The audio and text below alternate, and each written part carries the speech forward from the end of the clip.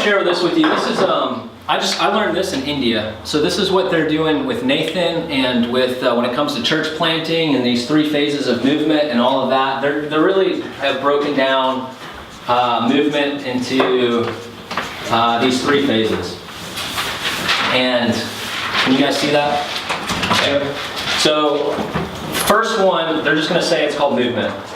And this I think is important when it comes to church planting, because number 1 is they're just getting anything it takes to get to generations. Mm-hmm. They're just like, man, give us a, we need to get churches started. And so we just need to, and what multiplies are the basics, right? Basics are what multiplies. Long-term stuff, it provides depth and it doesn't multiply as much. So the basics are what multiplies. So we're trying to give as much basics as we can. So that's why we're looking at, okay, the basics of a church. What is it and how can we multiply it? And so what they're doing is they're just multiplying the 4 fields, the training, the short-term lessons, a gospel bridge. This is why they're saying just give everyone 1 gospel tool for right now. This is all they need. If they're a day 1 believer, as a day 1 believer, I didn't learn 50 ways to share the gospel. So give them 1 way and you're already ahead of the game.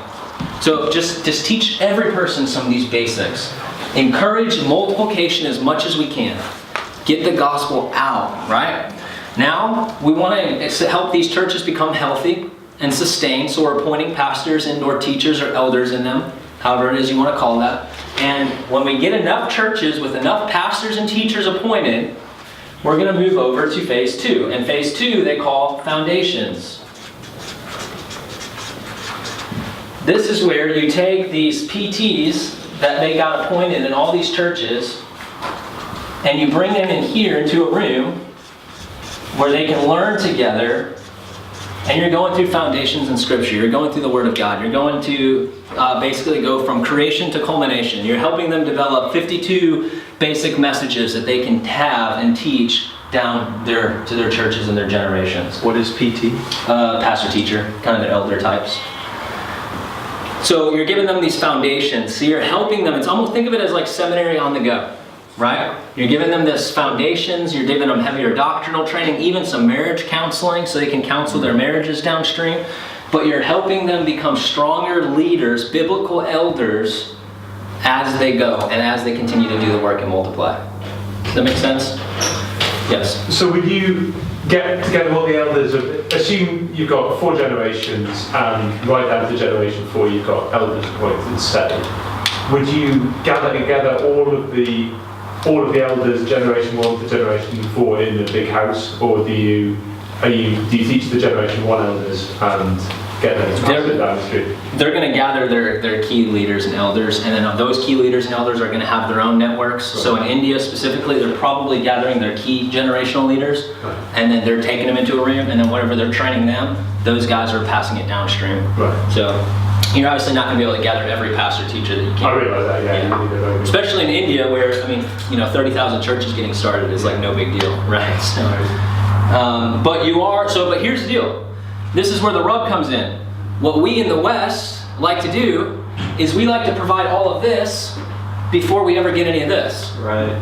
And so this is why it's huge to realize that we have got to be releasing these basics. Paul even says you want this meat, but right now you need the basics. And the basics, you ought to be what? Teachers of these things. But you're not even doing that. So now we need to come and lay another foundation for you so that way you can be able to do that. So we want to release these things, because if we don't have new believers that are new elders or new pastors or new churches, well then what do we need to do foundations for? Yeah. Or if I have one little church started with one leader, man, I'm not going to avert the movement just so I can help that one person go through seminary, right? No, let's give him a whole community of people that can go through it with him. I'm just sharing with you what they're doing in India. This has kind of helped me refine as I'm thinking about church planting. I'm thinking in the beginning, I'm going just basic as I can. We're gathering into healthy communities. We're becoming DNA like family. We're learning to study the Word through more of an inductive method, right? We're doing things that are reproducible. We're passing along simple gospel tools, simple discipleship lessons so that it can reproduce.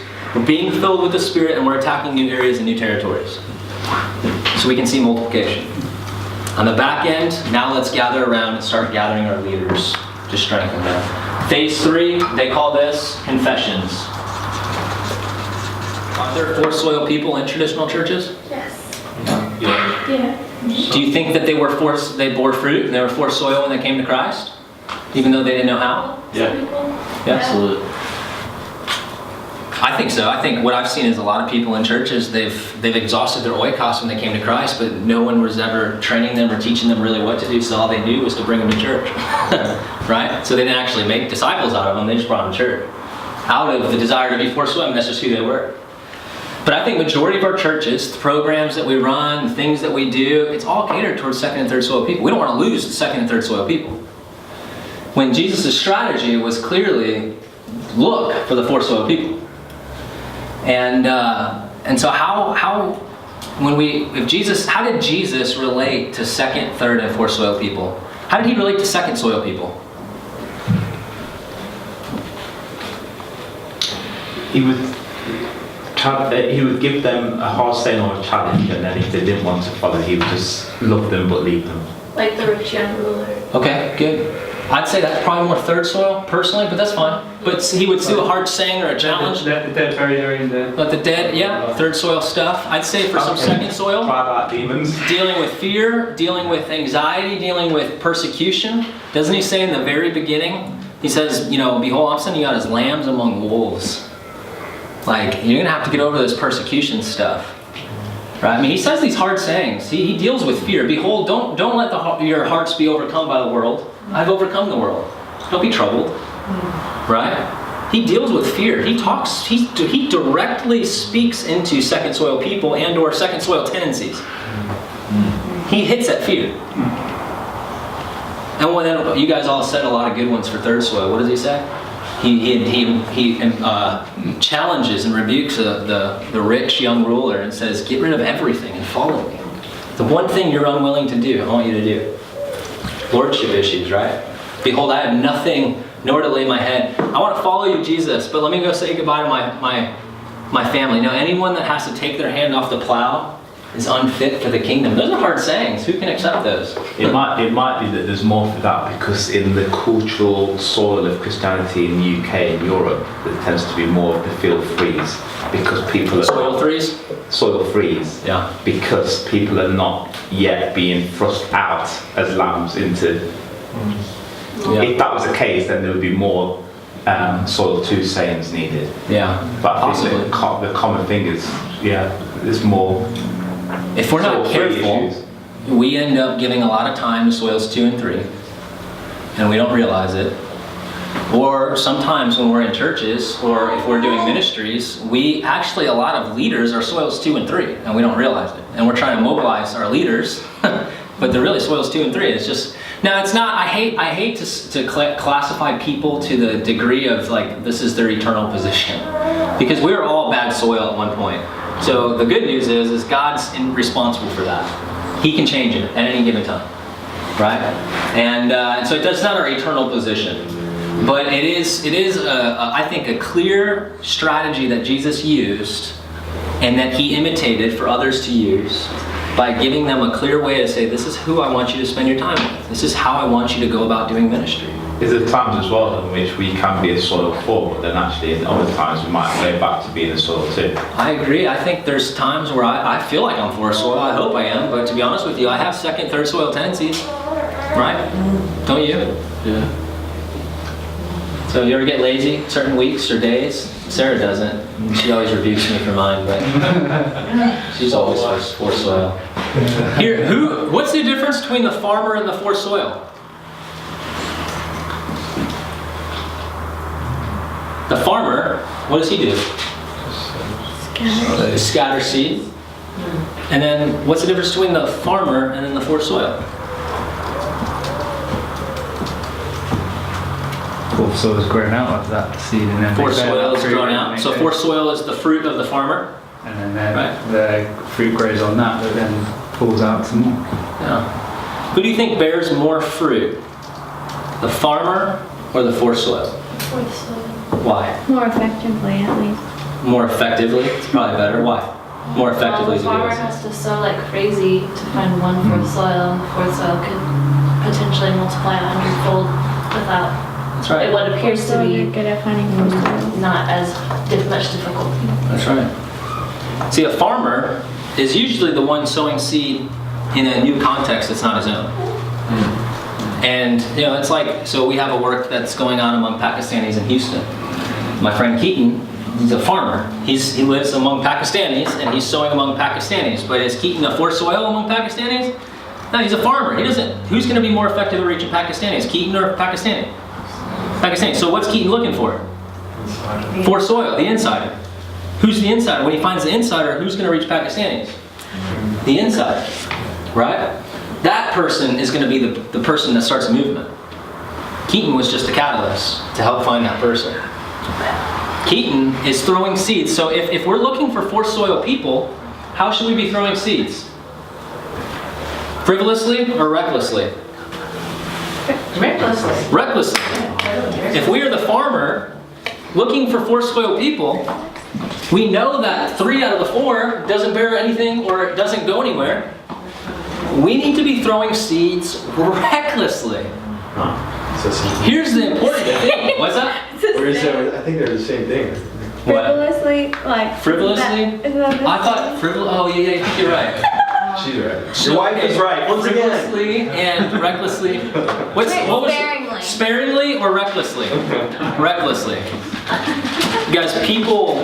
So here's some of the discouragement that I see when I work with many people. Is we are sharing the gospel. We see a couple groups or churches get started. We get excited. Our seed sowing stops or limits tremendously. Yeah. And we start investing in our fruit, which is right, and we should. But what ends up happening is our seed sowing stops, and because these people end up falling away, it could be because we're doing something wrong, or it could be because they're second, third soil people that eventually fall away. Now I'm discouraged because I feel like I got to start all over again and somehow lift up my seed sowing again and go out there. When the reality is I don't think I should have ever stopped seed sowing. I don't think Jesus ever put all of his eggs, if you would, in one person or one basket. He was constantly on the move. He's constantly sowing the seed. He's constantly looking for spiritually open people. And I think the moment we stop is the moment where we're facing the opportunity for great discouragement, because then we just have to go through the emotional that before somebody said famous, nothing magical happens on the airplane ride, right? So if you're not sowing the seed or sharing the gospel in the US and you take a plane to the UK or anywhere else, nothing changes. So we want to be fruitful, and so that's exactly right. And we want to test, proven and tested workers is what we're after, right? And so, somebody told me this too. They said when somebody is discouraged, a guy named Kevin Grayson, I don't know if you know him, he says when his laborers, when they come to him and they're discouraged and they're burnt out or they're tired and they're exhausted and they're so frustrated that they haven't found forced soil person yet, he says that is music to his ears. Why? Because he has laborers that are going through all of that agony, that desire. It shows him that they really are hungry for forced soil people. That's the type of laborers I want to work with. The people that are hungry for forced soil people. When it comes to planting churches, we've got to look for forced soil people, and all of the flops that have happened, we've got to see it as a part of the journey and the process. And we can look at our tools in our hands and ask, are there things that we can tweak or things that we can do different? But ultimately we have to realize, guys, that is a normal part of this journey. Everywhere around the world who's seeing movements is experiencing the same thing. Now, there may be something that we can do, like, Lord, give us somebody that we can lay hands on, and may that become normal, where we're laying hands on people and ordaining elders. Maybe that can help sustain churches. And all along the while, do not start sowing sparingly. Because the moment we start sowing sparingly and we see some attrition rate, we get discouraged and we got to start all over again when we should have never stopped sowing recklessly. Constant, reckless sowing. Why? Because how many people in your city are going to hear the gospel today? We don't want to sow sparingly, we want to sow recklessly, looking for the forced soil person.